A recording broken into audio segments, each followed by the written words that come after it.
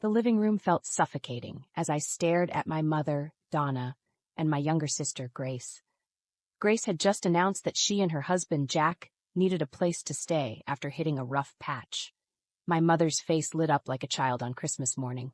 "Of course you two can stay here," Donna exclaimed, wrapping Grace in a tight embrace. "We'll make room for you, no problem." My heart sank. This was our home, the modest two-bedroom house I had worked tirelessly to maintain. Yet, as usual, my needs were an afterthought. "Mom, can I talk to you for a minute?" I asked, trying to keep my voice steady. Donna waved me off dismissively. "Not now, Beth. We need to get the guest room ready for Grace and Jack." Grace shot me a smug grin, reveling in her favored status. I clenched my fists, anger bubbling within me. "This isn't just your decision," I said, raising my voice. "I live here too, and I'm not okay with them moving in without any discussion." Donna's expression hardened as she turned to face me. "Watch your tone, young lady. Grace is family, and family comes first." "But what about me?" I demanded, my voice cracking with emotion. "I've sacrificed so much to keep this household running, and you treat me like a burden." Donna's eyes narrowed, and she stepped closer, her finger pointing accusingly at me. "If you can't accept your sister's situation, then maybe you should find somewhere else to live." The words hit me like a slap across the face. Grace giggled behind her hand, clearly enjoying the drama she had instigated. "You know what, Mom?" I said, my voice trembling with a mix of anger and hurt. "Maybe I will." Without another word, I stormed out of the living room, hot tears streaming down my cheeks. I had finally reached my breaking point. I paced back and forth in my bedroom, hot tears of anger and hurt stinging my eyes. How could Mom be so heartless? After everything I'd done to keep our household afloat, she was kicking me out to make room for Grace and her deadbeat husband. A knock at the door interrupted my spiraling thoughts. "Beth?" It was Mom's voice, laced with irritation. "We need to talk about this." I flung open the door, glaring at her. "Talk about what? About how you're replacing me with your favorite daughter?" Mom's expression hardened. "Don't be so dramatic. Grace and Jack are in a tough spot, and they need our help." "Our help?" I scoffed. "More like my help. I'm the one who's been paying half the bills around here while Grace gallivants around, mooching off everyone." "Watch your mouth," Mom snapped. "Grace is going through a difficult time. The least you could do is show some compassion." I let out a bitter laugh. "Compassion? That's rich, coming from you. When was the last time you showed me any?" Mom's eyes narrowed. "You ungrateful brat. After everything I've done for you—" "Everything you've done for me?" I interrupted, my voice rising. "You mean constantly putting me down, criticizing me, and favoring Grace no matter what she does?" "That's enough," Mom shouted, her face flushed with anger. "I won't have you speaking to me like that in my own house." "Your house?" I shot back. "I've been the one holding this place together with my paychecks while you cater to Grace's every whim." Mom's expression twisted into a sneer. "If you can't show your sister some basic kindness, then maybe it's time you found your own place." I stared at her, feeling like all the air had been knocked out of my lungs. "You're kicking me out?" "If that's what it takes for you to learn some respect," Mom said coldly. In that moment, something inside me snapped. "Fine," I said, my voice trembling with barely contained fury. "I'll leave. But don't come crawling back to me when Grace and her loser husband bleed you dry." Mom's eyes widened, but before she could respond, I slammed the door in her face. Hot tears streamed down my cheeks as I sank to the floor, my world crumbling around me. After the explosive fight with Mom, I knew there was no going back. I had to move out, start fresh, and leave the toxicity of my family behind. As much as it hurt, I couldn't keep subjecting myself to their cruelty and favoritism. I called my best friend Sarah, trying to hold back tears. "Hey, I need a huge favor. Can I crash at your place for a little while?" Sarah's concerned voice came through the line. "Of course, Beth. What's going on?" "It's a long story," I said with a shaky exhale. "I'll explain everything when I get there. Is it okay if I come over tonight?" "Absolutely," Sarah replied without hesitation. "My door is always open for you." With Sarah's support, I started packing up my belongings. It was a somber task, sorting through the remnants of my life in this house, the home I had worked so hard to maintain, only to be cast aside like garbage. As I folded my clothes and packed away my personal items, memories flooded my mind. The countless times I had sacrificed to keep the household running smoothly, the birthdays and holidays where my efforts went unnoticed while Grace basked in Mom's adoration. Tears stung my eyes, but I blinked them away fiercely. I couldn't afford to break down now. I had to stay strong and forge a new path for myself, away from the toxic dynamic that had suffocated me for so long. A knock on the door startled me. "Beth? It's Jack." I tensed up, not wanting to deal with Grace's husband and his inevitable manipulation tactics. "What do you want?" I called out, my voice sharp. "Can we talk?" Jack asked, his tone deceptively gentle. "I think there's been a misunderstanding." I scoffed and flung open the door, glaring at him. "The only misunderstanding is you two thinking you can just waltz in and take over my life."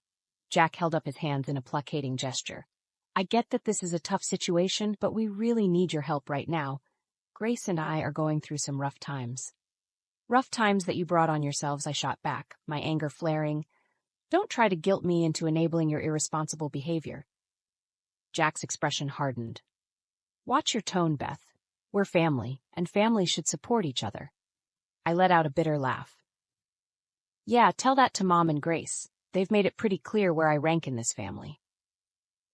Before Jack could respond, I brushed past him, dragging my packed suitcase behind me. "I'm done with all of you. Don't bother trying to reel me back in." As I stepped out into the cool evening air, a weight lifted off my shoulders. For the first time in years, I felt a glimmer of hope for a better future, one where I wouldn't be constantly belittled and taken for granted. Sarah greeted me with a warm hug as I arrived at her apartment, my suitcase in tow. "I'm so sorry you're going through this, Beth," she said, her eyes filled with concern. I gave her a tight smile, trying to hold back the fresh wave of tears threatening to spill over. "Thanks for letting me stay. I just couldn't be around them anymore." Sarah ushered me inside, and I immediately felt a sense of calm wash over me. Her cozy living room was a stark contrast to the tense, suffocating atmosphere of my family home. "Make yourself at home," Sarah said, gesturing to the plush couch. "Can I get you something to drink? Maybe a glass of wine?" I shook my head, sinking into the soft cushions. "Just some water would be great, thanks." As Sarah disappeared into the kitchen, I took a deep breath, allowing the weight of the past few hours to settle in.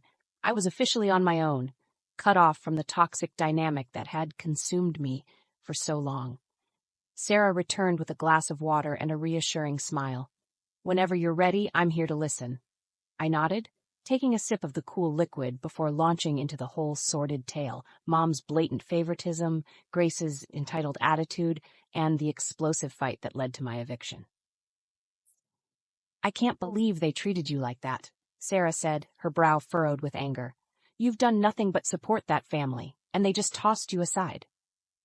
"I know," I replied, my voice thick with emotion. "But as much as it hurts, I can't keep subjecting myself to that kind of abuse." Sarah reached over and squeezed my hand. "You're doing the right thing, Beth. It's time you started living for yourself." Her words resonated deep within me, igniting a spark of determination. For too long, I had sacrificed my own happiness and well-being for a family that didn't appreciate me. But no more. Over the next few days, I settled into Sarah's spare bedroom, slowly unpacking my belongings and rediscovering pieces of myself that had been buried beneath the weight of my family's expectations. I started exploring new hobbies, like joining a local book club and taking a beginner's pottery class. It felt exhilarating to pursue activities purely for my own enjoyment, without the constant fear of judgment or criticism. At work, I threw myself into my projects with renewed vigor, impressing my boss with my dedication and innovative ideas. For the first time in years, I felt a sense of pride and accomplishment that had nothing to do with pleasing my family. As the days turned into weeks, the weight of my past slowly lifted, replaced by a newfound sense of freedom and possibility. I was finally living for myself, and the future had never looked brighter. A few weeks after moving in with Sarah, my phone started ringing incessantly. Each time it was Mom or Grace, leaving increasingly desperate voicemails pleading for me to answer. I ignored them, not ready to reopen that toxic chapter of my life. One evening, as Sarah and I were catching up over takeout, my phone rang again. I rolled my eyes, ready to silence it, but Sarah gave me a pointed look. "You should probably answer it," she said. Maybe they finally have something important to say. With a sigh, I answered the call. What do you want, Mom? Beth, thank goodness. Mom's frantic voice came through the line. We're in big trouble here. I felt a pang of satisfaction at the desperation in her tone. Oh, really? What's the matter? Can't handle things without me around? It's not just that, Mom said, her voice strained. Psst. We're behind on the mortgage payments, and the utility companies are threatening to shut everything off. A humorless laugh escaped my lips.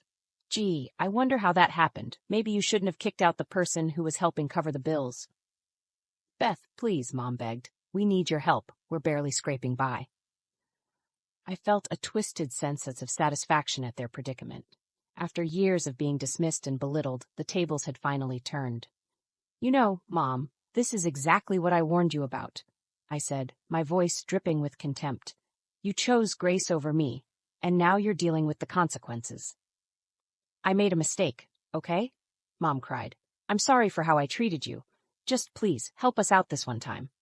I could hear Grace's muffled sobs in the background, and a part of me felt a twinge of sympathy. But the hurt ran too deep. Sorry, Mom, I said, my voice steely. You told me to leave, and that's exactly what I did.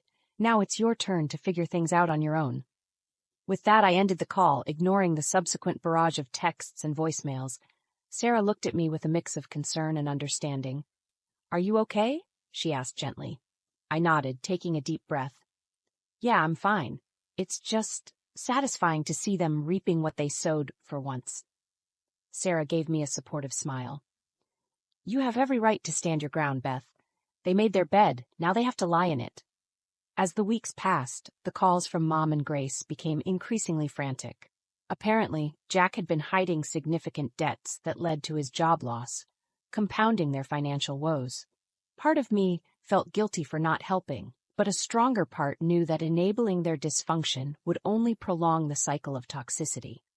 Sometimes, the only way to break free was to let the consequences play out, no matter how painful. I had finally severed the ties that had bound me for so long, and I wasn't about to let them reel me back in.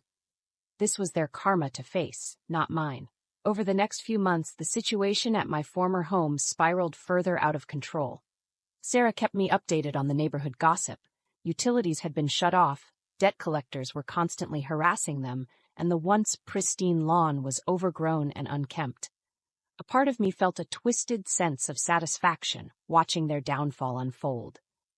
After years of being treated like a second-class citizen in my own home, it was almost poetic justice to see them reap the consequences of their actions. One evening, Sarah came home from work with a concerned look on her face. I saw your mom at the grocery store today, she said hesitantly. She looked rough.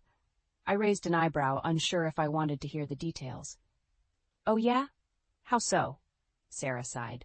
Her clothes were disheveled, her hair was a mess. She looked like she hadn't slept in days. A flicker of guilt tugged at my conscience, but I quickly squashed it down. They had made their bed, and now they had to lie in it. Well, maybe now she'll finally understand what it's like to struggle, I said, trying to sound nonchalant. Sarah gave me a sympathetic look. I know you're still hurting, Beth, but don't let their mistakes consume you too. I nodded, acknowledging her words, but deep down a part of me relished in their suffering. It was the ultimate revenge for years of neglect and mistreatment. A few days later, my phone rang with a number I didn't recognize. Against my better judgment, I answered. Hello, I said cautiously. Beth, it's Grace. Her voice was strained, barely above a whisper. I felt a surge of bitterness rise within me. What do you want, Grace? I need your help, she choked out, and I could hear the tears in her voice. Everything is falling apart, and I don't know what to do. I couldn't help but scoff. Funny, that's exactly how I felt when you and Mom kicked me out like garbage. I know, Grace sobbed. I was so wrong, Beth. Please, you have to help us. We're desperate. A twisted part of me reveled in her anguish, savoring the taste of long-awaited retribution. Why should I help you, Grace? You and Mom made it clear that I wasn't part of the family anymore. Please, Beth, she begged. I'll do anything. I'm sorry for how we treated you. Just please, don't let us end up on the streets. I could hear the genuine desperation in her voice, and for a fleeting moment I almost felt sorry for her. Almost. "You know what, Grace?" I said, my voice cold and unwavering. "This is exactly what you deserve. Maybe now you'll finally learn what it's like to be the one left out in the cold." With that, I ended the call, relishing in the sweet taste of revenge. They had brought this upon themselves, and I wasn't about to be their savior. As the weeks passed, the situation at my former home continued to deteriorate. Sarah would occasionally fill me in on the latest gossip. Unpaid bills piling up, constant visits from debt collectors, and even whispers of Grace and Jack getting involved in some unsavory activities to make ends meet. A part of me felt a twisted satisfaction watching their lives unravel. After years of being treated like a second-class citizen in my own home, it was almost poetic justice to see them reap the consequences of their actions. But another part of me couldn't help but feel a twinge of sorrow. As much as they had hurt me, they were still my family, and seeing them spiral so far downward tugged at my heartstrings. One evening, as Sarah and I were catching up over a glass of wine, she hesitantly broached the subject. "Beth, I know you're still hurting from everything that happened," she said gently. "But don't you think it's time to let go of some of that anger?" I sighed, swirling the rich red liquid in my glass. "I don't know, Sarah. They put me through hell for so long. Part of me feels like they deserve to suffer." Sarah reached across the table and squeezed my hand. "I get it. Believe me. But holding on to that bitterness is only going to poison you in the end." Her words struck a chord within me. As satisfying as it was to watch my family crumble, was I really any better if I continued to harbor such resentment? The next day, as I was prepping for an important presentation at work, my phone buzzed with an incoming call from Mom. I hesitated for a moment before answering. "Hello?" I said cautiously. "Beth?" Mom's voice was barely above a whisper, thick with emotion. I don't even know where to start. I steeled myself, bracing for another round of excuses or manipulation tactics. "I'm so sorry, Beth," she continued, her words punctuated by soft sobs. "I was a terrible mother to you. You deserved so much better." I felt my resolve wavering as she poured her heart out, taking full responsibility for the pain she had caused me. "I know I can never make up for how I treated you," she said. "But please let me try. I'll do anything to earn your forgiveness." In that moment, something shifted within me. As much as I had reveled in their suffering, I realized that holding on to that bitterness was only hurting me in the end.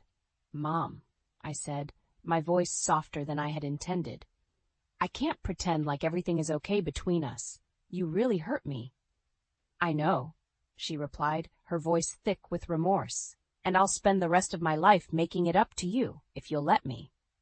I took a deep breath, letting go of the anger and resentment that had weighed me down for so long. "Okay, Mom, let's start over, one step at a time." It wasn't going to be an easy road, but in that moment I realized that true healing could only come from forgiveness, not just for them, but for myself as well. After the emotional conversation with Mom, I felt a weight lifted off my shoulders. It wasn't going to be easy to rebuild our relationship, but for the first time in years, I felt hopeful about the possibility of healing. Over the next few months, Mom made consistent efforts to make amends. She invited me over for weekly dinners, where she listened intently as I opened up about the pain and neglect I had endured. Though it was difficult, I could see the genuine remorse in her eyes. Grace and Jack, on the other hand, kept their distance. The last I had heard, they had downsized to a modest apartment and were slowly getting back on their feet. A part of me still harbored resentment towards them, but I knew that holding on to that bitterness would only hold me back. As for me, I continued to thrive in my newfound independence. At work, I took on a side project that allowed me to showcase my creativity and problem-solving skills. My boss was impressed with my dedication and innovative ideas, and whispers of a promotion started circulating the office. In my personal life, I embraced new hobbies and interests that had been neglected for far too long. I joined a local book club, where I could engage in lively discussions and explore new literary worlds. I even tried my hand at pottery, finding a sense of calm and mindfulness in the simple act of shaping clay. Sarah remained my constant support system, cheering me on every step of the way. "I'm so proud of you, Beth," she said one evening as we shared a bottle of wine on her balcony. "You've come such a long way." I smiled, basking in the warm glow of her friendship. "I couldn't have done it without you," I replied genuinely. "You were there for me when my own family wasn't." As the months passed, I found myself truly letting go of the past. The anger and resentment that had once consumed me slowly faded, replaced by a newfound sense of self-worth and confidence. One evening, as I was getting ready for a night out with some coworkers, my phone buzzed with a text from Mom. "I just wanted to let you know how proud I am of you, Beth. You've grown into such a strong, independent woman, and I'm honored to be a part of your life again."